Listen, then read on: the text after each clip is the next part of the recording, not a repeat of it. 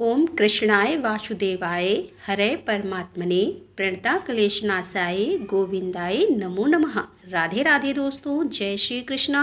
आप सभी भक्तों का आज की कथा में हार्दिक स्वागत है। भगवान श्री कृष्ण और श्रीमती राधा रानी की कृपा सदैव आप पर और आपके समस्त परिवार पर बनी रहे। दोस्तों, आज आप सुनेंगे माघ मास की कथा का 26वां अध्याय। श्री हरि विष्णु का ध्यान करके पद्म पुराण की आज की कथा का प्रारंभ करते हैं। म्यू मन के बाद इवाकी मनु के सबसे बड़े पुत्र थे। उन्हें मध्य देश का राजा प्राप्त हुआ।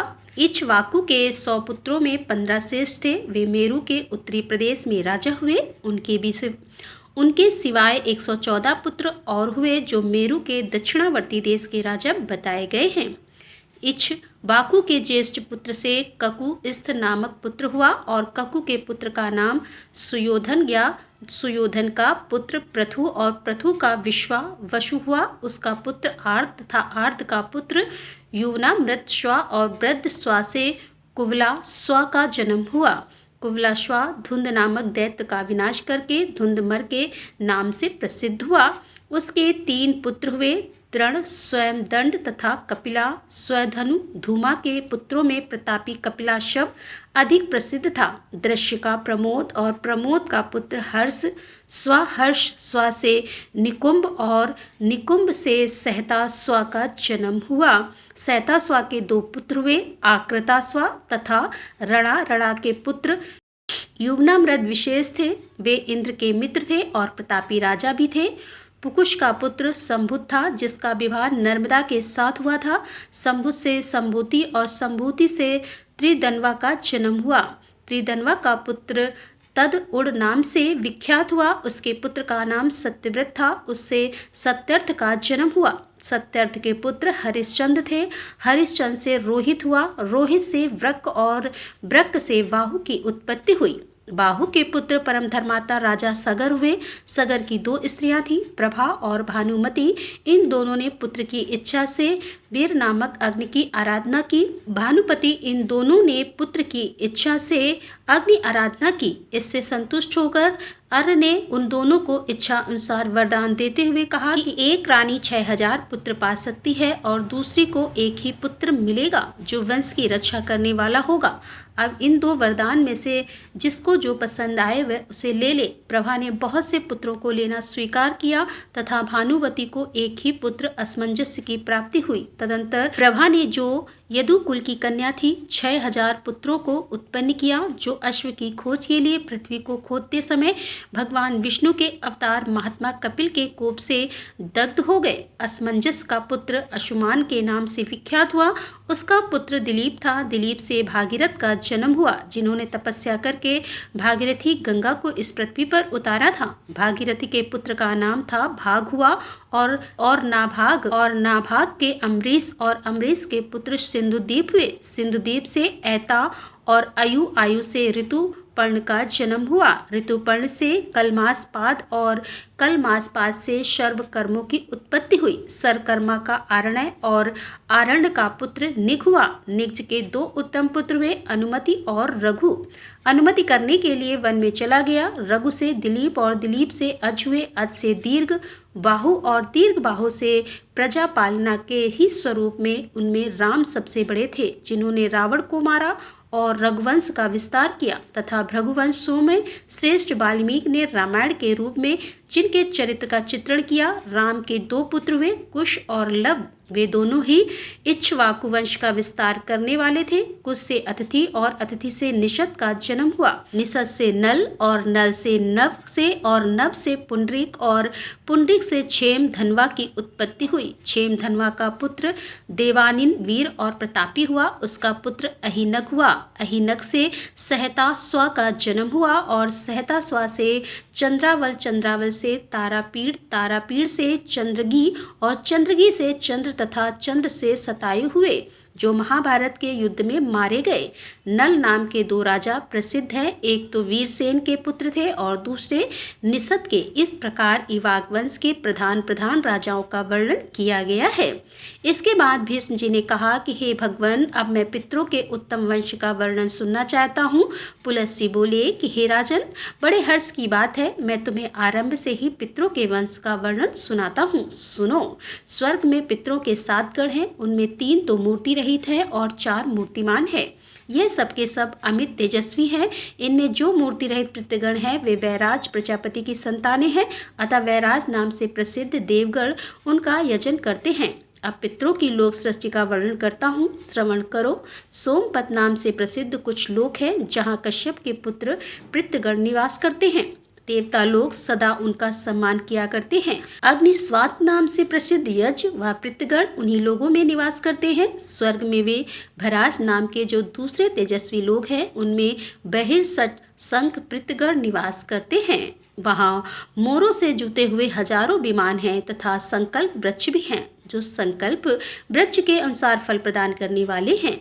जो लोग इस लोक में अपने पितरों के लिए श्राद्ध करते हैं, वे उन भिव नाम के लोकों में जाकर समृद्धशाली भवनों में आनंद भोगते हैं तथा यहाँ मेरे सैकड़ों पुत्र विद्यमान रहते हैं, जो तपस्या और योग बल से संपन्न महात्मा और महान सौभाग्यशाली हैं और भक्तों को अभयदान देने वाले मार्तंड मंडल नामक लोक में मरीच गर्भ नाम के पितृगण निवास करते हैं। वे अंगीरा मुनि के पुत्र हैं और लोक में हविष्मान नाम से विख्यात हैं। वे राजाओं के पितर हैं और स्वर्ग तथा मोक्ष रूप फल प्रदान करने वाले हैं।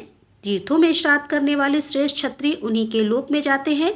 कामदूत नाम से प्रसिद्ध जो लोक है, वे इच्छा अनुसार भोग की प्राप्ति कराने वाले हैं। उनमें से सुवस नाम के पितर निवास करते हैं। लोक में वे आजप नाम से विख्यात हैं और प्रजापति कंदर्प के पुत्र हैं। पुलह के बड़े भाई से उत्पन्न वैश्यगण उन पितरों की पूजा करते हैं। श्राद्ध करने वाले पुरुष इस लोक में पहुंचने पर एक ही साथ हजारों जन्मों के परिचित माता पिता, भाई, सास, मित्र, संबंधी तथा बंधुओं का दर्शन करते हैं। इस प्रकार पितरों के 3 गण बताए गए हैं। अब चौथे गण का वर्णन करता हूँ, तुम ध्यान पूर्वक सुनो। ब्रह्मलोक के ऊपर मानस नाम के लोक स्थित है, जहाँ सोम नाम से प्रसिद्ध सनातन पितरों का निवास है। वे सब के सब धर्मम स्वरूप धारण करने वाले हैं तथा ब्रह्मा जी से भी श्रेष्ठ हैं। उनकी उत्पत्ति स्वधा से हुई है। वे योगी हैं अतः ब्रह्म भाव को प्राप्त होकर सृष्टि आदि करके वे सब इस समय मानसरोवर में स्थित हैं। इन पितरों की कन्या नर्मदा नाम की नदी है, जो अपने जल से समस्त प्राणियों को पवित्र करती हुई पश्चिम समुद्र में जा मिलती है। उन सोमपति से ही संपूर्ण प्रजा सृष्टि का विस्तार हुआ। ऐसा जानकर मनुष्य सदा धर्म भाव से उनका श्राद्ध करते हैं। उन्हीं के प्रसाद से योग का विस्तार होता है। आदि सृष्टि के समय इस प्रकार पितरों का श्राद्ध प्रचलित हुआ। श्राद्ध में उन सबके लिए चांदी के पात्र अथवा चांदी से युक्त पात्र का उपयोग होना चाहिए। स्वधा शब्द के उच्चारण पूर्वक पितरों के उद्देश्य से किया हुआ श्राद्ध दान पितरों को सर्वदा संतुष्ट करता है। विद्वान पुरुषों को चाहिए कि वे अग्निहोत्री एवं सोमपा ब्राह्मणों के द्वारा अग्नि में हवन कराकर पितरों को तृप्त करें। अग्नि के प्रभाव से ब्राह्मणों के हाथ में अथवा जल में या शिव जी के स्थान के समीप पितरों के निमित्त दान करें। यही पितरों के लिए निर्मल स्थान है। पितृ कार्य के लिए दक्षिण दिशा उत्तम मानी गई है। यज्ञोपवीत को अपसव्य अर्थात दाहिने कंधे पर करके किया हुआ तर्पण, तिलदान तथा स्वधा के उच्चारण पूर्वक किया हुआ श्राद्ध यह सदा पितरों को तृप्त करते हैं। कुछ उड़द, साठी, धान का चावल, गाय का दूध, मधु, गाय का घी, सावा, अगहनी का चावल, ज्योतिना का चावल, मूंग, गन्ना और सफ़ेद फूल से सब वस्तुएं पितरों को सदा प्रिय हैं। अब ऐसे पदार्थ बताता हूँ जो श्राद्ध में सर्वदा वर्जित हैं। मसूर, सन, मटर, राजमास, कुल्थी, कमल बिल्व, मदार, धतूरा, परी, भद्रा, रोशक, भेड़, बकरी का दूध, कोटो,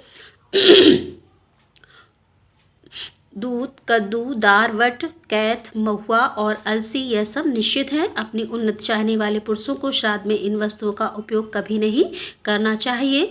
जो भक्ति भाव से पितरों को प्रसन्न करता है उसे पितर भी संतुष्ट करते हैं। वे पुष्टि, आरोग्य, संतान एवं स्वर्ग प्रदान करते हैं। पितृ कार्य देव कार्य से भी बढ़कर है, अतः देवताओं को तृप्त करने से पहले पितरों को ही संतुष्ट करना श्रेष्ठ माना गया है। और इसका कारण यह है कि पितृगण शीघ्र ही प्रसन्न हो जाते हैं, सदा प्रिय वचन बोलते हैं, भक्तों पर प्रेम रखते हैं और उन्हें सुख प्रदान करते हैं। पितर पर्वों के देवता हैं, अर्थात प्रत्येक पर्व पर उनका पूजन करना चाहिए। प्रत्येक पर्व पर उनका पूजन करना उचित है। विश्वास संख्यक पितरों के अधिपति सूर्यदेव ही श्राद्ध के देवता माने गए हैं। भीष्म जी ने कहा कि ब्रह्मा वेता में श्रेष्ठ पुलस्त जी, आपके मुँह से यह सारा विषय सुनकर मेरी इसमें बड़ी भक्ति हो गई है, अतः अब मुझे श्राद्ध का समय, उसकी विधि तथा श्राद्ध का स्वरूप भी बतलाइए।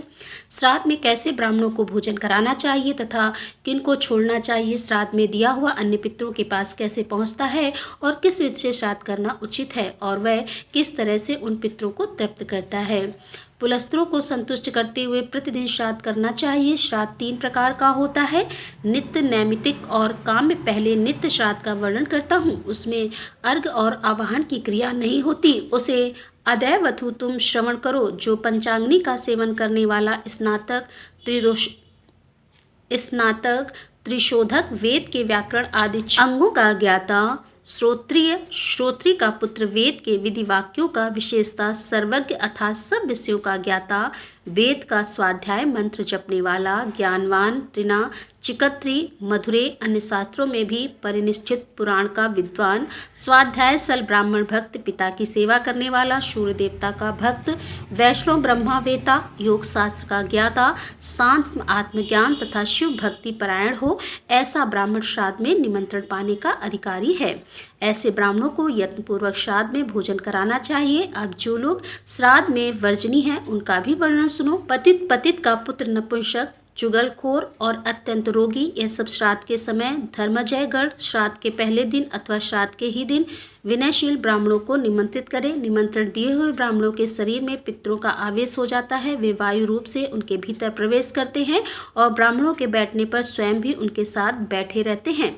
राधे राधे, जय श्री कृष्णा। आज की कथा का यहीं पर समापन करती हूँ। इसके आगे का वृतांत आप कल की कथा में सुनेंगे और मिलते हैं इसके आगे के अध्याय लेकर। तब तक के लिए राधे राधे, जय श्री कृष्णा, हर हर महादेव, जय भोलेनाथ की।